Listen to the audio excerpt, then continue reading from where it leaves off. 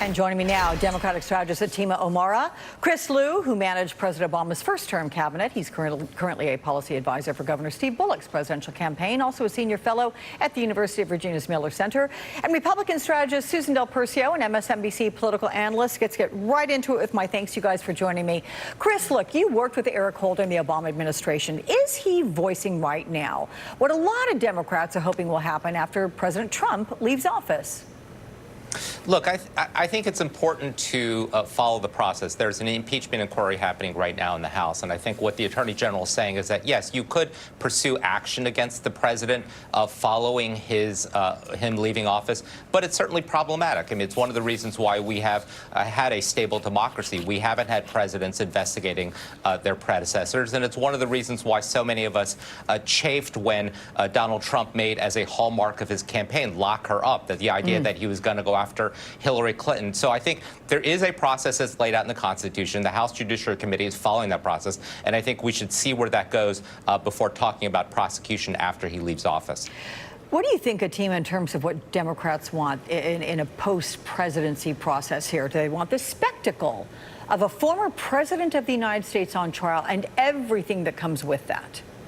Well, I think, again, to Chris's point, we'll see exactly what specifically sort of happens with the impeachment inquiry to provide us all the evidence and to hear from to the American public to make the case. We do know that Southern District of New York has some things sealed that are an indictment, as Holder said in that interview, and that he is individual one. But I think primarily what Democrats are looking to see is that, unlike Nixon, who came through an era where, primarily it probably was the best thing at the time not to pursue prosecution of him, which is what Ford decided to do, is that now we are in an era where, Trump has his Twitter account. Trump has a political party behind him who has definitely watched him undermine democratic institutions, who has lied on many things that we know, not even related to some of the stuff that he's going to potentially be charged on.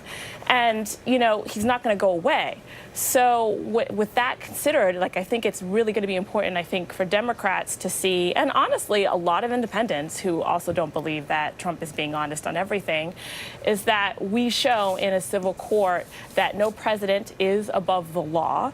And if he has done things that are wrong and that is to be determined and should be prosecuted, that it sends a message to future presidents and future political parties that the best thing for our democracy is to hold those in power accountable. I'm curious your take on this now, Susan. Do you think the next Attorney General is going to have to make this call? And if he ends up prosecuting, he or she, could it fracture this country? It very well could, because the American public does want to come together under the next president, assuming it's in 2020 that it's not Donald Trump. As you know, I have not been a Trump supporter. I want to see our country come together. This president currently just seeks to divide it. Perhaps one of the things, and I'm not an attorney, but it seems to me the only hope that if they wanted to pursue this, a new president wanted to pursue this, was to leave the standing Attorney General in the Southern District there, who's a Republican appointee, and see what they do to move it forward, because it would be done through the Southern District, and see what their decision is. But I think it's a very difficult thing, because this country has so much healing to do, and if we are going to see the next president of the United States attempt to do that, going after Donald Trump in court, while it may be legal and viable that way, it really could hurt us. And let's not forget, to Fatima's point, the President Trump is not going away. He will have an active Twitter follower. This country will have extremes on the left and the right. It's how much can we bring it together from the middle? Chris, I want to play a little more of Eric Holder and what he said he thinks the next Attorney General should consider in all of this. I think there is a potential cost to the nation by putting on trial a former president, and that ought to at least be a part of the calculus that goes into the determination that has to be made by the next Attorney General. I think we should understand what a trial of a former president would do to the nation. Chris, do you think that was his way of saying, if I was still the Attorney General, I wouldn't go there? I think so, and I think it's also as important a recognition that this Office of Legal Counsel memo that's been the one that's essentially stopped Donald Trump from being prosecuted while in office really needs to be revisited by the next Attorney General. It simply makes no sense that you could actually commit a crime that either gets you into office or that perpetuates your time in office and not be held accountable for it. But again, I go back to this basic theory that, you know, in our country, we have a process that is impeachment to remove a president. We have also a process in elections every 4 years that holds presidents accountable. Look, I am certainly no defender of this president. I think he certainly committed impeachable conduct. But I do think there is an important aspect of healing that needs to happen after he leaves office. And I'm just not sure how a prosecution helps that. I'm curious, Fatima, your take on the cost to the nation being part of the calculus. I mean, is that the right way to approach a potential prosecution of crimes? I think it is an assumption that the AG is going to have to make, right? Like he's going to have to, or she is going to have to make that assumption and take that into their calculus.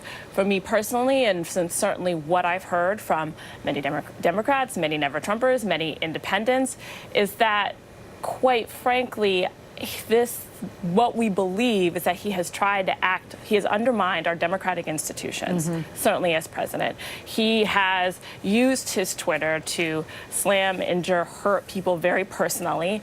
Probably some of those tweets, well, we know some of those tweets are lies on many different things. Again, he's not going to go away. What I think the American public is very tired after these last 3 years is there's many things ethically that we already know that his administration has done, and we don't know legally all of those things.